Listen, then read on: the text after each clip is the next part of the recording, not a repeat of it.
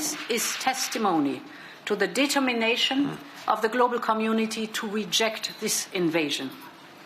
One only needs to see the result of this week's United Nations General Assembly. 141 countries, an overwhelming majority, supported the resolution condemning Russia for its brutal invasion.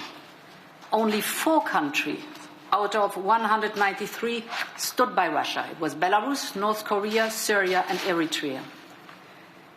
President Putin is increasingly isolated in the world community, but in the face of the world's protests, Putin's army carries on. Bombings and missile attacks on civilian targets are intensifying. Rest assured, the European Union and the United States will continue to stand by Ukraine and its courageous people and its steadfast leadership. The scale of the humanitarian catastrophe there in Ukraine that is unfolding really worries us.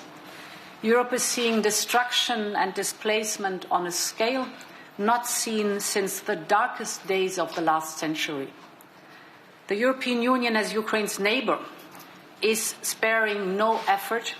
We're providing 500 million euros of humanitarian aid immediately, and more will come.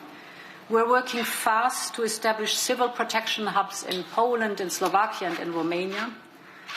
And we are also doing everything we can with international organizations and NGOs to set up humanitarian corridors that stretch inside Ukraine.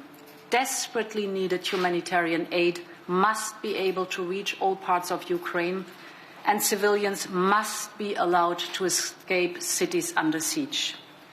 Finally, the European Union has triggered, for the first time ever, the so-called Temporary Protection Directive. What is it?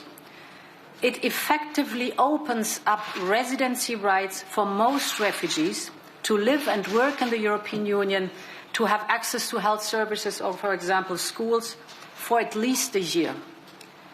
We know that this conflict is far from over.